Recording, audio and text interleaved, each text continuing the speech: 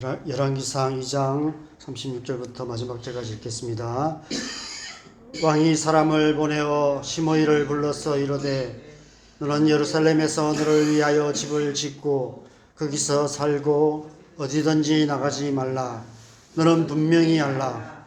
내가 나가서 기드론 시내를 건너는 날에는 반드시 죽임을 당하리니 내 피가 내 머리로 돌아가리라. 시므이가 왕께 대답하되 이 말씀이 좋사오니 내 주 왕의 말씀대로 종이 그리하겠나이다 하고 이에 날이 오래도록 예루살렘에 머무니라. 3년 후에 시므이의 두 종이 가드 왕 마아가의 아들 아기스에게로 도망하여 간지라. 어떤 사람이 시므이에게 말하여 이르되 당신의 종이 가드에 있나이다. 시므이가 그 종을 찾으려고 일어나 그의 나귀의 안장을 지우고 가드로 가서 아기스에게 나아가 그의 종을 가드에서 데려왔더니 시므이가 예루살렘으로부터 가드에 갔다가 돌아온 일을 어떤 사람이 솔로몬에게 말한지라. 왕이 사람을 보내어 시므이를 불러서 이르되 내가 내게 여호와를 두고 맹세하게 하고 경고하여 이르기를 너는 분명히 알라. 내가 밖으로 나가서 어디든지 가는 날에는 죽임을 당하리라 하지 아니하였느냐. 너도 내게 말하기를 내가 들은 말씀이 좋으니이다 하였거늘 내가 어찌하여 여호와를 두고 한 맹세와 내가 내게 이런 명령을 지키지 아니하였느냐. 왕이 또 시므이에게 이르되 내가 내 마음으로 하는 모든 악 곧 내 아버지에게 행한 바를 내가 스스로 하나니 여호와께서 내 악을 내 머리로 돌려보내시리라. 그러나 솔로몬 왕은 복을 받고 다윗의 왕위는 영원히 여호와 앞에서 견고히 서리라 하고 여호야다의 아들 브나야에게 명령하여 그가 나가서 시므이를 치니 그가 죽은지라. 이에 나라가 솔로몬의 손에 견고하여 지니라. 아멘. 신앙생활은 끝없는 죄와의 싸움입니다. 우리가 예수 그리스도를 믿음으로 의롭게 되었지만 우리 안에는 여전히 과거의 죄악된 습관들이 남아 있기 때문입니다. 게다가 그 사실을 너무 잘 아는 어둠의 권세들이 끊임없이 죄의 유혹으로 우리를 넘어뜨리려 합니다. 이런 세상에서 하나님의 백성답게 살아가기 위해서는 죄의 유혹과 치열하게 싸워야 합니다. 우리가 찬양한 것처럼 마귀들과 싸워야 합니다. 그래서 먼저 우리는 죄의 특성을 잘 알아야 합니다. 오늘 본문의 시므이의 죄를 오늘날 법정에 세운다면 시므이의 죄의 형량은 어느 정도가 될까요? 유능한 변호사를 고용해서 변호를 한다면 잘하면 무죄 판결을 받을 수도 있을 것입니다. 그런데 오늘 솔로몬은 단호하게 시므이의 죄에 대해서 사형을 언도합니다. 시므이는 우리가 보기에는 별일 아닌 것 같은 죄로 인해 죽음을 당한 것입니다. 그러나 이 시므이의 이야기를 잘 살펴보면 그 속에 태초에 선악과 나무 사이에서 꿈틀거리고 있던 뱀의 모습을 똑똑히 볼 수 있습니다. 36절에서 37절에 솔로몬 왕이 이렇게 명령을 합니다. 왕이 사람을 보내어 시므이를 불러서 이르되 너는 예루살렘에서 너를 위하여 집을 짓고 거기서 살고 어디든지 나가지 말라. 너는 분명히 알라. 내가 나가서 기드론 시내를 건너는 날에는 반드시 죽임을 당하리니 내 피가 내 머리로 돌아가리라. 여러분, 이 말씀을 창세기 2장에서 하나님께서 아담에게 명하신 말씀과 한번 비교해 보시면 좋겠습니다. 창세기 2장 16절 17절 제가 읽어드리겠습니다. 여호와 하나님이 그 사람에게 명하여 이르되 동산 각종 나무의 열매는 내가 임의로 먹되 선악을 알게 하는 나무의 열매는 먹지 말라. 내가 먹는 날에는 반드시 죽으리라 하시니라. 솔로몬 왕의 명령은 곧 하나님의 명령과 같은 명령이었습니다. 솔로몬은 시므이에게 예루살렘 안에서 자유롭게 살 수 있는 자유를, 면죄부를 주었습니다. 그 속에서 마음대로 살 수가 있었습니다. 한 가지만 하지 않으면 됩니다. 선악과만 안 따먹으면 되었던 아담과 하와처럼 한 가지만 하지 않으면 되었습니다. 기드론 시내를 건너가지 않으면 아무 문제 없이 평안을 누리다가 평안히 삶을 마칠 수 있었습니다. 재산을 몰수한다거나 어떤 불이익을 준 것도 없었습니다. 관대해도 너무 지나치게 관대한 솔로몬의 판결은 다윗의 유언을 거스르는 것처럼 보였습니다. 그렇다면 왜 솔로몬은 시므이에게 기드론 시내를 건너지 말라라고 명했을까요? 여러분, 기드론 시내는 예루살렘 동쪽에 있는 골짜기를 말합니다. 어두움, 탕류 이런 뜻이 있는데 평소에는 물이 없는 골짜기였다가 우기에는 검고 탁한 물이 흐르기 때문에 붙여진 이름이라고 합니다. 예루살렘 동쪽 경계선인 기드론 시내를 건너지 말라고 한 것은 아마 아담과 하와가 죄를 짓고 에덴의 동쪽으로 쫓겨난 사실과 연관성이 있다라고 생각할 수 있습니다. 솔로몬은 알았던 것 같습니다. 창세기 말씀을 알았고 선악과의 유혹의 의미를 알았고 죄로 인해 에덴의 동쪽으로 쫓겨난 사람의 죄악된 본성을 잘 알고 있었던 것 같습니다. 여러분, 과연 시므이가 그 죄악된 본성을 이기고 솔로몬 왕의 명령을 잘 지켜서 평안히 눈을 감을 수 있을까요? 39절에 보면 3년 동안은 아무런 문제가 없었던 것 같습니다. 작심 3일이란 말이 있는데 3년이라는 시간은 자신의 처지가 어떤지, 왕의 지엄한 명령이 어떠했는지 죄에 대한 감각이 둔해질 만한 충분한 시간이었던 것 같습니다. 게다가 피치 못할 사정이 생겼습니다. 죄는 늘 그렇습니다. 핑계 없는 무덤이 없다고 모든 죄에는 늘 피치 못할 사정이 있게 마련입니다. 그 피치 못할 사정을 앞세우면 우리는 죄에 대해서 무방비해질 수밖에 없습니다. 시므이의 두 종이 도망을 쳤습니다. 기드론 시내를 건너 가드왕 아기스에게로 도망을 쳤습니다. 이방 나라의 왕에게로 도망을 친 종이라면 중요한 종이었을 것이고 그냥 빈손으로 도망쳤을 리는 없을 것입니다. 아마 집안의 가보를 훔쳐서 도망을 쳤을 수도 있을 것입니다. 여러분이라면 이런 상황에서 어떻게 하시겠습니까? 이번 한 번만 들키지 않고 빨리 갔다 오면 아무 문제 될 것이 없겠지. 혹 솔로몬이 안다고 해도 이 정도 사정은 봐주겠지. 시므이가 무슨 생각을 했는지 알 수는 없습니다. 그렇지만 시므이는 기드론 시내를 건너 가드왕 아기스에게로 가서 도망친 종을 끌고 예루살렘으로 돌아왔습니다. 상식적으로는 큰 잘못이 아닌 그런 사소한 잘못을 행한 것 같습니다. 그런데 여러분, 죄는 딱 한 번만 이란 것이 없습니다. 딱 한 번의 죄도 죄입니다. 또한 죄는 들키지 않으면 되는 것이 아닙니다. 죄는 언젠가는 반드시 드러날 수밖에 없습니다. 또한 죄는 인정사정 봐주지 않습니다. 시므이는 별것 아닌 것 같은 이 일로 말미암아 스스로 죽음을 자초한 것입니다. 그렇다면 솔로몬이 시므이에게 기드론 시내를 건너지 말라고 명령한 두 번째 이유는 무엇일까요? 우리가 앞에 사건들을 살펴보면 왜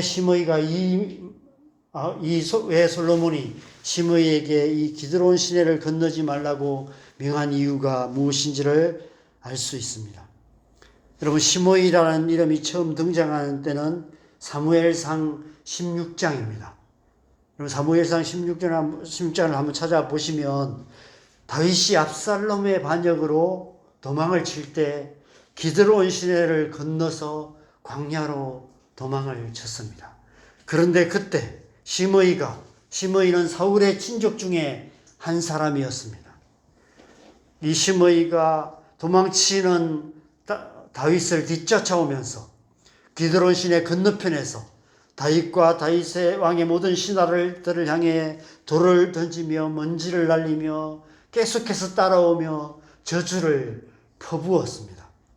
피를 흘린 자여, 사악한 자여, 가거라. 사울의 족속의 모든 피를 여호와께서 내게로 돌리셨도다. 그를 이어서 내가 왕이 되었으나 여호와께서 나라를 내 아들 압살롬의 손에 넘기셨도다. 보라, 너는 피를 흘린 자이므로 화를 자초하였느니라. 오죽했으면 스루야의 아들 아비새가 그 상황에서 건너가서 죽여버리겠다고 말했을까요? 다윗이 말리지 않았다면 시므이는 그때 아비사의 칼에 죽었을 것입니다.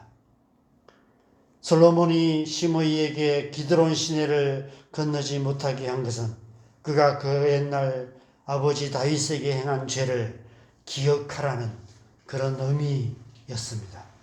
그가 정말 자기의 잘못을 깨닫고 회개했더라면 기드론 시내 근처에도 가지 않았을 것입니다. 어떤 상황에도 그곳에 가지 않았을 것입니다. 죄의 특징 중에 하나가 이것입니다. 죄라는 놈은 건망증이 심합니다.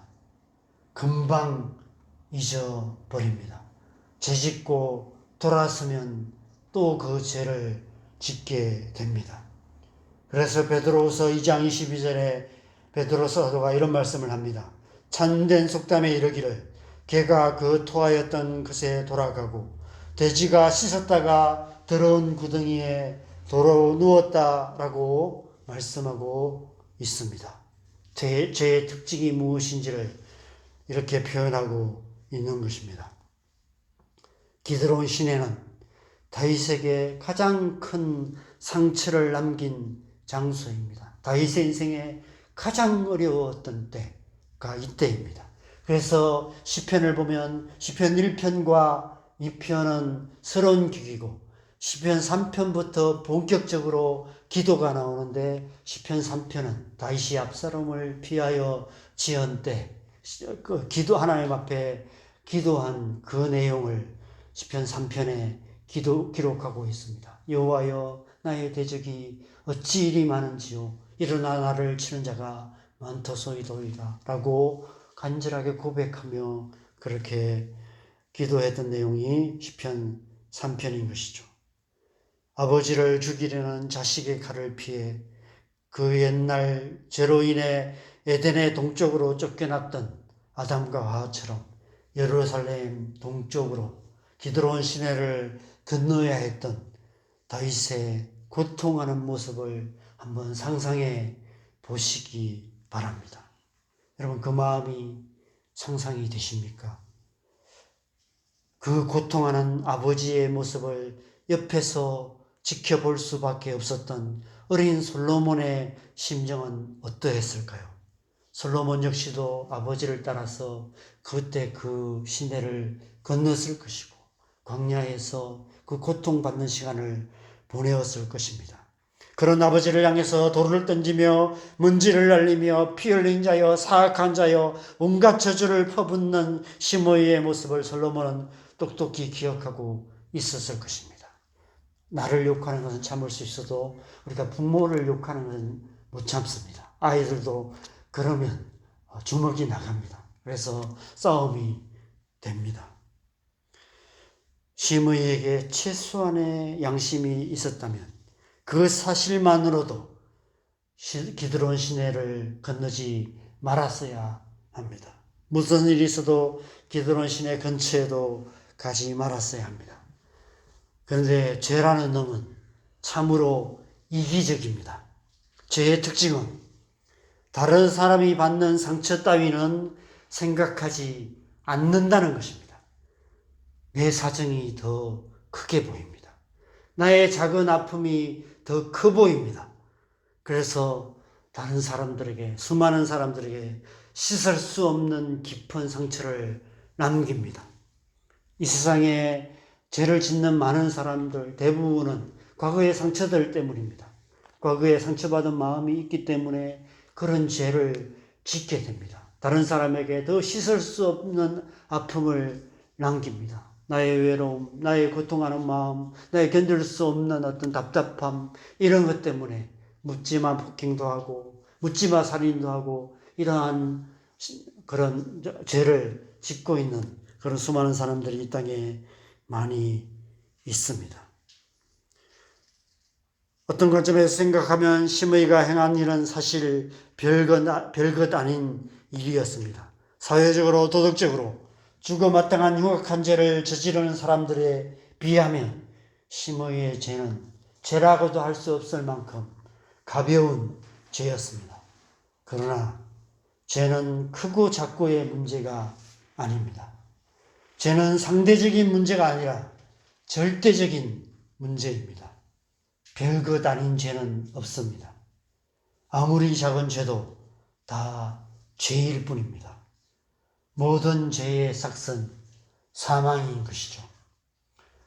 얼마 전 하와이에 산불이 나서 마우이 섬이 거의 초토화되었습니다. 수많은 사람들이 죽었습니다. 100명 이상의 사상자가 나왔고 1000명의 실종자가 나왔다는 뉴스가 있었는데 그 이후에 실종자들이 어떻게 되었는지를 제가 찾아봤는데 뉴스에 잘 나오지 않습니다. 중국이나 여러 나라의 이 폭우로 인한 홍수 뉴스가 산불 뉴스를 덮어버린 그런 상황에 지금 있는 것 같습니다. 여러분 아시다시피 어떤 불이든 그 시작은 원인을 알 수 없는 아주 작은 불씨에서 시작이 됩니다. 하와이 산불도 정확한 원인을 알 수 없지만 강풍에 끊어진 어떤 고압선, 전선에 의해서 시작되었다라고 추정하고 있습니다. 작은 불씨 하나가 큰 불을 일으킨 것입니다. 불이 나면 가능한 불을 빨리 끄야만 합니다. 불을 끌 때는 작은 불씨 하나도 남기지 않고 다 끄야만 합니다. 이 정도는 뭐 어때? 라고 남겨둔다면 그 작은 불씨가 또 다른 불을 낳게 되기 때문입니다. 옛날 표 중에 꺼진 불도 다시 보자 라는 표가 바로 그런 의미인 것이죠. 죄도 마찬가지입니다. 죄도 철저하게 회개해야만 합니다. 죄의 문제는 끝까지 싸워서 작은 불씨도 하나라도 남겨놓지 말아야 합니다. 이 정도는 뭐 어때? 라고 남겨놓은 작은 불씨 같은 그 죄가 끝내는 나 자신을 집어삼킬 뿐 아니라 주변 사람들에게도 고통을 주고 심지어는 나라 전체를 어렵게 만드는 그런 결과를 낳게 되는 것입니다. 46절에 보면 여호야다의 아들 브나야에게 명령하매 그가 나가서 심의를 치니 그가 죽은지라 이에 나라가 솔로몬의 손에 견고하여 지니라. 심의를 죽인 그 일이 솔로몬의 나라가 견고하게 되는 그런 결과가 되었다는 것입니다. 심의 한 사람의 그 작은 죄를 해결한 것이 나라를 견고하게 만드는 그런 결과가 되었다라고 말씀하고 있습니다. 정치적인 의미로 많은 해석을 합니다. 사울의 친족인 시므이의 정치적인 영향력이 많이 남아있었고 그것이 불씨가 남아있었다면 아마 나중에 큰 어려움이 되었을 것이다. 이렇게 해석하기도 합니다. 그러나 저는 그보다는 죄에 대한 하나님의 영적인 메시지가 더 크지 않을까 이런 생각이 듭니다. 죄는 불과도 같습니다.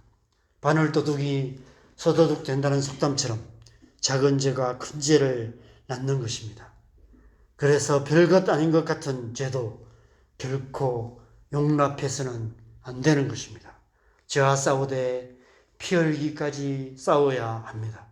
그래야만 우리는 하나님 백성답게 될 수 있고 하나님 백성답게 살 수 있고 우리의 삶을 통해서 하나님 나라를 견고하게 세워갈 수 있는 것입니다. 저와 여러분 안에 분명 심의 같은 작은 불씨 같은 죄가 있을 것입니다. 그럴듯한 이유로 포장하고 그럴 수밖에 없다고 합리화하고 이 정도는 괜찮겠지 생각하면서 방치하는 것은 화를 자초하는 심의 같은 어리석은 짓입니다. 아무리 작은 죄라도 죄에 대해서는 솔로몬 같은 단호함이 필요합니다. 여러분, 사실 큰 죄와의 싸움은 의외로 쉽게 이길 수 있습니다. 큰 죄의 유혹은 그것이 죄인 줄 알기 때문에 그 죄의 결과로 당할 불이익이 얼마나 큰지를 알기 때문에 최소한 도덕적인 기준을 배우며 자란 사람이라면 큰 죄의 유혹은 어느 정도는 이길 수 있습니다. 문제는 작은 죄입니다. 우리 보기에 대수롭지 않아 보이는 작은 죄가 문제입니다.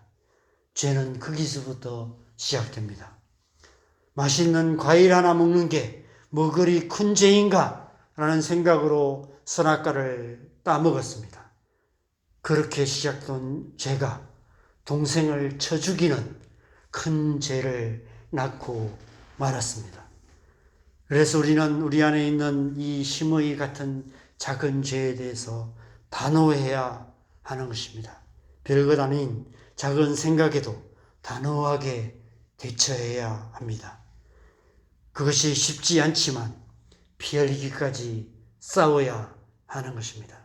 그것이 이 세상에서 우리가 하나님의 백성답게 되는 길이고 하나님 백성답게 살아가는 길이고 우리의 삶 속에 하나님 나라를 세워가는 길인 것입니다.